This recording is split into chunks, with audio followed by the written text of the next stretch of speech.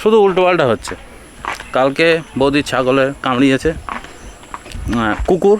আজকে আমার যে কুকুরটা জনি বয়, সে আজকে করেছে কি ছাড়া পেয়ে গেছে। আর এমনি তো ছাড়া হয় ঘরের মধ্যে, বাইরে কোনো দিন ছাড়িনি।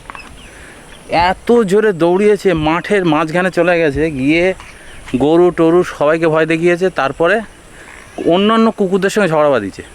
ও তো জানে না বাইরের কুকুররা কীরকম। তারপরে কামড়াকামড়ি করেছে। তা এখন আপাতত ঠিক আছে, ডাক্তার কাছে নিয়ে যেতে হয়নি।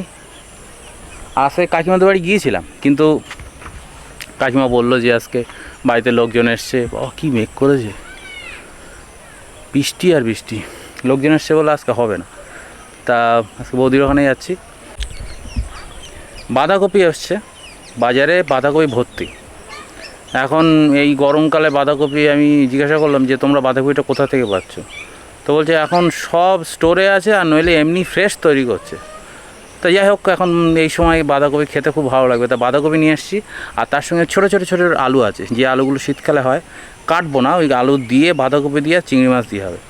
মেনলি বাঁধাকপি তো সবাই খায়, কিন্তু ওই আলুটা কিন্তু স্পেশাল। নমস্কার বন্ধুরা, এখন বর্ষাকালে বাঁধাকপি আর ছোট আলু নিয়েছি, আর তার সাথে চিংড়ি মাছ নিয়েছি। চিংড়ি মাছ দিয়ে বাঁধাকপির একটা রেসিপি বানাবো। আর এখন নতুন বাঁধাকপি উঠেছে, দেখুন কি সুন্দর বাঁধাকপি কচি উঠেছে। আলুটা দেখুন, একদম ছোট সাইজের আলু নিয়েছি। বড় সাইজের আলু নিলে হবে না এই রান্নাটায়। দেখুন চিংড়ি মাছটা একটু বড় দেখে বড় সাইজের চিংড়ি মাছ নিয়েছি। বেশি কুচো চিংড়ি মাছ নিলে রান্নাটা ভালো লাগবে না খেতে।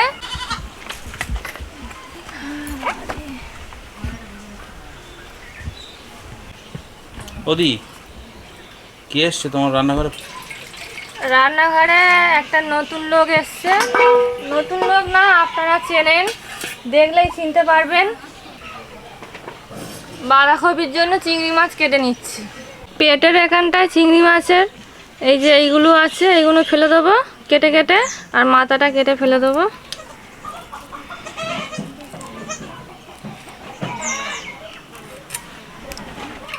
চিংড়ি মাছটা একদম টাটকা। চিংড়ি মাছের খোসাও ফেলবো না, আর বেশি কিছু বাদ দেওয়ার দরকার নেই। এরকমভাবে কেটে নিয়েছি।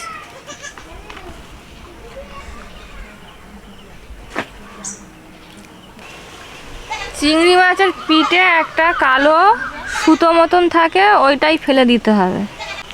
এইটা ফেলে দিতে হয়। এই যে এই নোংরাটা না ফেলে দিলে চিংড়ি মাছ খেলে শরীর খারাপ করবে।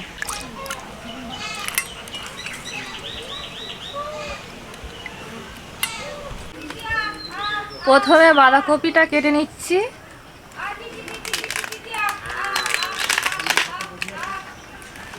ওপরের পাতাটা খাওয়া যাবে না, ওপরের পাতায় সার ওষুধ মারা হয়, তাই এই পাতাটা খাওয়া যায় না, কারণ ওষুধ লেগে থাকে। আর ভেতরের এই পাতাটা খাওয়া যাবে।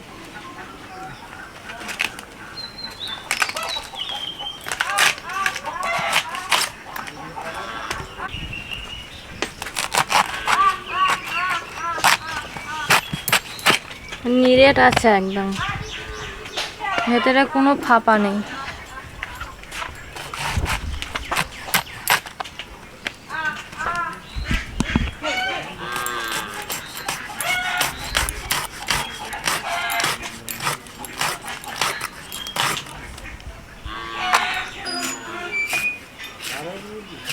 ডান্স করেছো?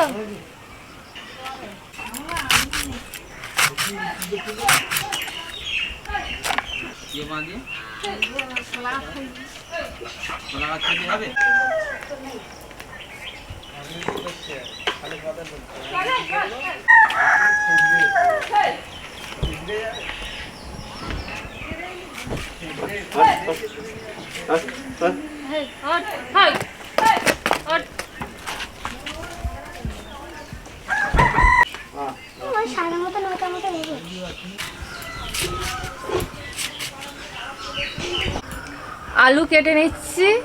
আর এই রান্নায় আলু গোটা রাখবো, আর ছোট সাইজের আলু নিয়েছি। খেতে খুবই সুন্দর লাগবে, ছোট সাইজের আলুটা বেশি টেস্টি হবে। এই আলুটাই আজকের রান্নাতে লাগাবো।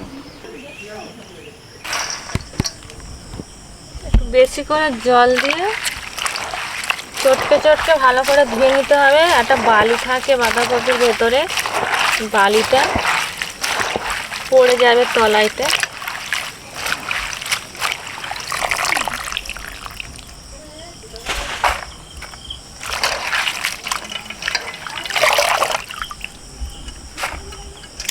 বাঁধাকপি রান্না করে নেব। প্রথমে আলু ভাজবো, কড়াইতে তেল দিয়ে দিচ্ছি। তেল গরম হয়ে গেছে, আলু লাল করে ভেজে নেব।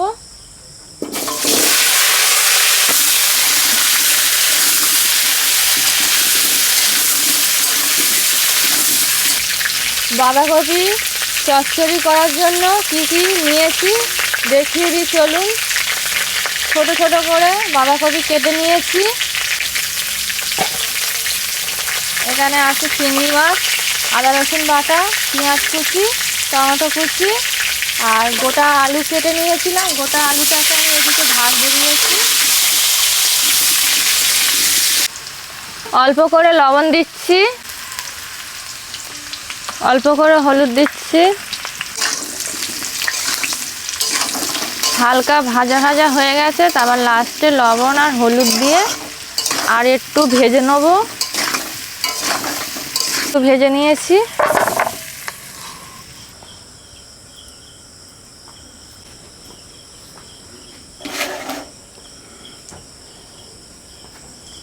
চিংড়ি মাছটা ভেজে নেবো, একই আলু ভাজার কড়াইতে ভাজবো। অল্প করে হলুদ দিচ্ছি, করে 1 চিমটে লবণ দিচ্ছি। চিংড়ি মাছ দিয়ে দিচ্ছি।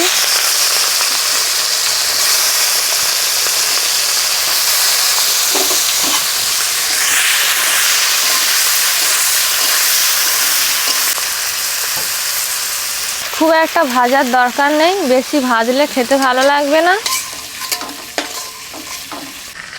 চিংড়ি মাছ ভাজার তেলে ফোড়ন দিয়ে দিচ্ছি, শুকনো লঙ্কা, তেজপাতা, 5 ফোড়ন একটু লাস্টে দেব।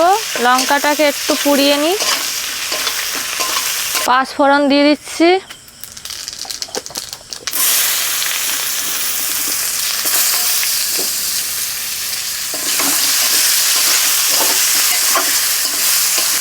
আদা রসুন বাটা দিয়ে দিচ্ছি। পেঁয়াজ ভালো করে কষে নিয়েছি, দিয়ে দিচ্ছি বাঁধাকপি।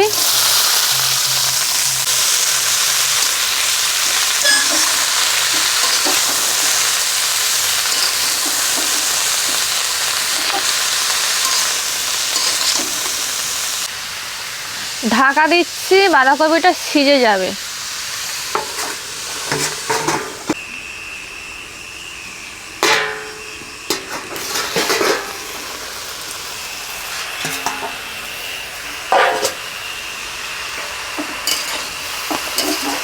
সিজে এসছে, সিজে একদম একটুখানি হয়ে গেছে।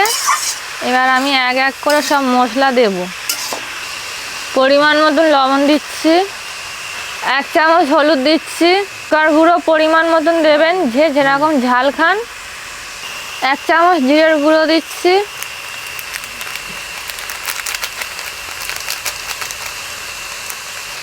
টমেটো কুচি, চিংড়ি মাছ, ভেজে রাখা আলু,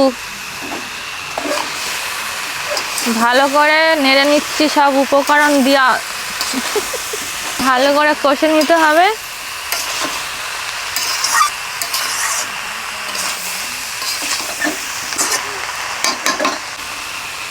আলু সেদ্ধ করার জন্য 1 বাটি জল দিয়ে দিচ্ছি।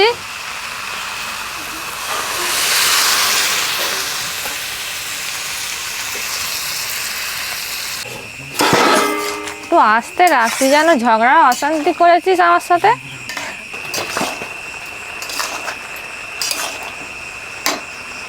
আলুটা সেদ্ধ হয়নি, ফের ঢাকা দিচ্ছি। গরম মশলার গুঁড়ো দিয়ে দিচ্ছি। আর একটু কষতে হবে, একদম শুকনো করে নেবো। রসটা মেরে নেবো একদম, নাহলে পামসা লাগবে, খেতে ভালো লাগবে না। হয়ে গেছে, ঢেলে দিচ্ছি তরকারি।